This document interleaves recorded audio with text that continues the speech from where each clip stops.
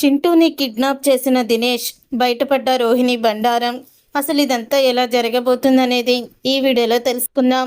రోహిణి అయితే ఇక చింటూ దగ్గరికి వెళ్తుంది. చింటూ దగ్గరికి వెళ్ళి నిన్ను వేరే స్కూల్లో జాయిన్ చేస్తున్నాను అని చెప్పడంతో, లేదమ్మా, నాకు ఆ స్కూలే నచ్చింది, నేను ఆ స్కూల్లోనే చదువుకుంటాను, ఎందుకు నన్ను ఇలా చేస్తున్నావు అని అడుగుతాడు. కాదురా, కొన్ని రోజులు నేను చెప్పినట్టు చెయ్యి, ఆ తరువాత నీ భవిష్యత్ అంతా బాగుంటుంది అంటూ నచ్చ చెప్తూ ఉంటుంది. అప్పుడు ఇక సుగుణమ్మ, ఏంటి ఇదంతా, మళ్ళీ వాడిని స్కూల్ ఎందుకు మార్చుతున్నావు అని అడగంగానే, చెప్పాను కదమ్మా, అయినా నీకు అర్థం కాదా, వాడికి అర్థమయ్యేలా చెప్పు, నేను ఎంత రిస్క్లో ఉన్నానో, ఎంత కష్టపడుతున్నానో, ఎంత బాధపడుతున్నానో మీకు తెలీదు. నా గురించి మీరు ఇంకా కూడా ఏమీ కూడా నిజాలు తెలుసుకోలేకపోతున్నారు, నన్ను ఎందుకు ఇలా బాధ పెడుతున్నారు అందరూ అని రోహిణి అంటుంది.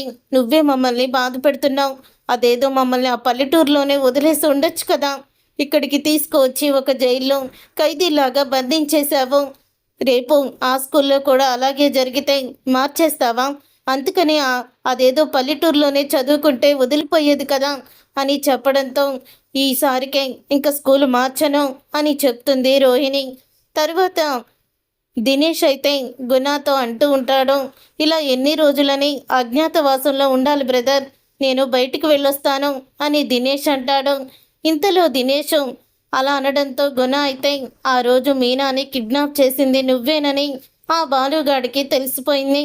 ఇప్పుడు బాలుగాడు నిన్ను పట్టుకుంటే నా గుట్టు కూడా నువ్వు ఖచ్చితంగా బయట పెట్టేస్తావు, అందుకని నిన్ను బయటికి వెళ్ళనివ్వడం లేదు, పైగా ఆ రోహిణి చూసిందంటే ఖచ్చితంగా మళ్ళీ నా మీద గొడవకొస్తుంది అని అంటాడు గుణ. ఇంతలో రోహిణి, విద్య గుణ దగ్గరికైతే వచ్చేస్తారు. ఇక దినేష్ని చూసి అప్పుడే షాక్ అయిపోతూ ఉంటుంది రోహిణి. ఇదేంటి, వీడు బాగానే ఉన్నాడు కదా, మరి వీడికి ప్రాణాపాయ స్థితి ఉంది, కేరళ తీసుకువెళ్ళాలని చెప్పి నా దగ్గర 2 లక్షలు తీసుకున్నావు కదా గుణ అని అడుగుతుంది రోహిణి. అప్పుడు ఇక దినేష్ అయితే నవ్వుతాడు. ఇదంతా మేమిద్దరం కలిసి ఆడిన నాటకం అని దినేష్ అనగానే అప్పుడే రోహిణి షాక్ అయిపోతాం.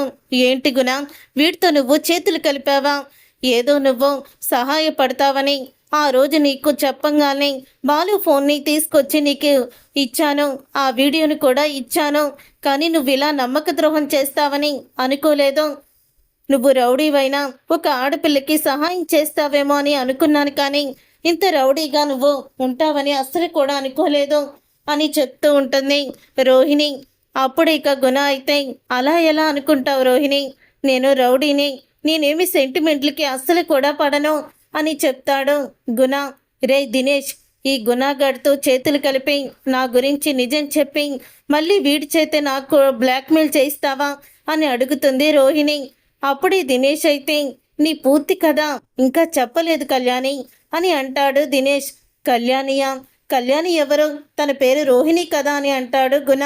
అప్పుడే దినేష్తో అంటూ ఉంటుంది రోహిణి, నేనెప్పుడో నా గురించి మా ఇంట్లో నిజం చెప్పేశాను, ఆల్రెడీ గొడవ అయిపోయింది, అంతా కూడా సర్దుబాటు అయిపోయింది, ఇక నువ్వు నన్ను ఇంచి కూడా ఏమీ పీకలేవో, ఏం చేసుకుంటావో చేసుకో, ఇప్పటి వరకు నువ్వు మా వాళ్ళకి నిజం చెప్పేస్తావేమో అని భయపడుతూ నువ్వు అడిగినంత డబ్బు ఇచ్చాను, ఇప్పుడు నాకు ఆ భయం ఏమీ లేదు, నేనిప్పుడు మాత్రం బాగానే ఉన్నాను, నువ్వేం చెయ్యాలనుకున్నా ఏమీ చెయ్యలేవు అని అంటుంది రోహిణి.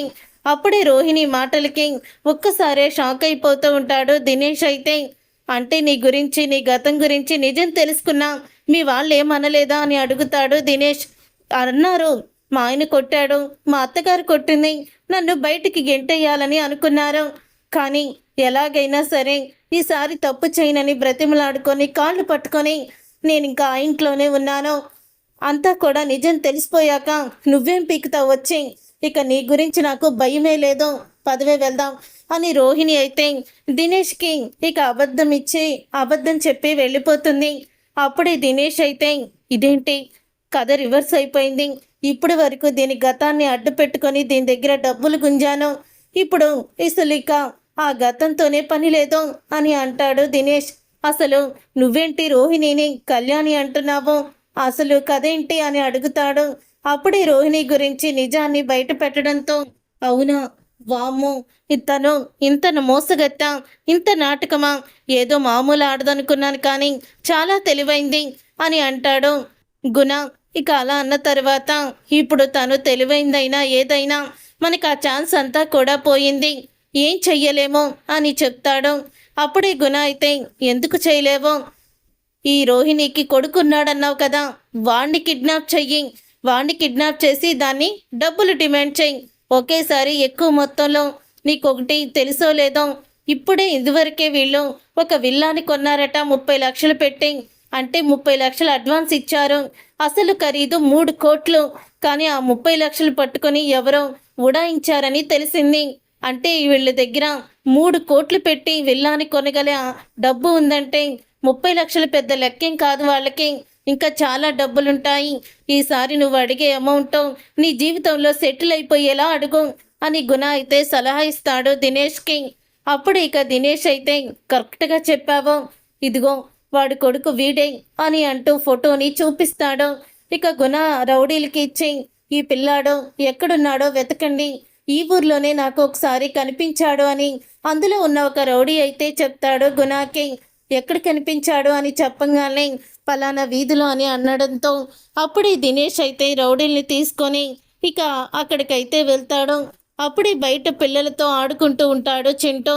అలా ఆడుకుంటున్న చింటూని కిడ్నాప్ చేసి తీసుకువెళ్ళిపోతాడు దినేష్ అయితే. ఇంతలో విద్య అయితే రోహిణితో అంటుంది, అదేంటే నీ గురించి ఇంట్లో అంతా కూడా చెప్పేశానని ఎందుకు అబద్ధం చెప్పావో అని అంటూ ఉంటుంది విద్య. మరేం చేయమంటావే? ఇప్పుడు ఆ గుణాగాడు కూడా తయారవుతాడు. వాడు కూడా మళ్ళీ నన్ను బ్లాక్మెయిల్ చేయడం మొదలు పెడతాడు. అందుకనే అలా చెప్పాను అని అనడంతో ఒకేసారి ఇక షాక్ అయిపోతూ ఉంటుంది విద్య. నువ్వు అలా చెప్పావు కానీ తర్వాత ఏం జరుగుతుందో అని భయం వేస్తుంది అని అనగానే ఇంతలో రోహిణికి అయితే ఫోన్ వస్తుంది. ఇక దినేష్ అయితే, నువ్వు నీ గతం మొత్తం కూడా మీ ఇంట్లో చెప్పేశానని నా నుంచి తప్పించుకున్నావని అనుకోకు. ఇప్పుడు నీ కొడుకు చింటూ గాన్ని నేను కిడ్నాప్ చేశాను. వాడిని ఇక్కడే ఉంచావు కదా ఒక ఇంట్లో అద్దెకి, అక్కడికి వెళ్ళి కిడ్నాప్ చేశాను అని అంటాడు. అప్పుడు ఇక వెంటనే రోహిణి ఫోన్ పెట్టేసి సుగుణమ్మకి ఫోన్ చేస్తుంది. చింటూ ఇంట్లో ఉన్నాడా అని అడగడంతో బయట ఆడుకుంటానని వెళ్ళాడు, ఇంకా రాలేదు, వాడి గురించే చూస్తున్నాను అని సుగుణమ్మ అంటుంది. ఇక రోహిణి అయితే షాక్ అయిపోతూ ఉంటుంది. అప్పుడు ఇక మళ్ళీ దినేష్కే ఫోన్ చేస్తుంది రోహిణి. ఎందుకు నా కొడుకుని కిడ్నాప్ చేశావని అడగడంతో, నీ కొడుకు అని నాకు తెలుసు కదా, ఇప్పుడు నీ కొడుకుని నువ్వు కాపాడుకోవాలంటే నాకు 50 లక్షలు కావాలి అని అడుగుతాడు. 50 లక్షల? అసలు నీకు మతుండే మాట్లాడుతున్నావా? నేను 50 లక్షలు ఎక్కడి నుంచి తీసుకురాను అని అంటుంది రోహిణి. 3 కోట్లు పెట్టి విల్లా కొనాలని నువ్వు నీ భర్త ఇద్దరు కూడా అనుకొని 30 లక్షలు మోసపోయారంట కదా. మరి 3 కోట్లు పెట్టి విల్లా కొనాలనుకునేవా నీ దగ్గర 50 లక్షలు ఉండవా అని దినేష్ అయితే షాక్ ఇస్తాడు. అప్పుడే రోహిణి, అది లోన్ తీసుకొని కొందామనుకున్నాం, అంత డబ్బు మా దగ్గర ఎక్కడిది? అయినా ఇప్పుడు నా భర్త నన్ను 50 లక్షలు అడిగితే ఎందుకని నిలదీయడా? అప్పుడు నిజం చెప్పాలి కదా అని రోహిణి దొరికిపోతుంది. అంటే నీ భర్తకి నువ్వు నిజం చెప్పకుండా నా నోరు మూయించావన్నమాట. నేనింకా బ్లాక్మెయిల్ చేయనని నా దగ్గర అబద్ధం చెప్పావా? చూడు, నీ కొడుకు కావాలంటే 50 లక్షలు తీసుకురా, లేకపోతే డైరెక్ట్గా నీ కొడుకుని ఇంటికి తీసుకువచ్చి నిజాన్ని బయట పెడతానని బ్లాక్మెయిల్ చేస్తాడు దినేష్ అయితే రోహిణికి. చూసారుగా ఫ్రెండ్స్, రాబోయే కథలో ఖచ్చితంగా ఇలాగే జరగబోతుంది. మరి ఇప్పుడు రోహిణి ఏం చేయబోతుంది, అసలు ఏం జరగబోతుంది అనేది రాబోయే కథలో తెలుసుకుందాం. ఈ వీడియో మీకు నచ్చితే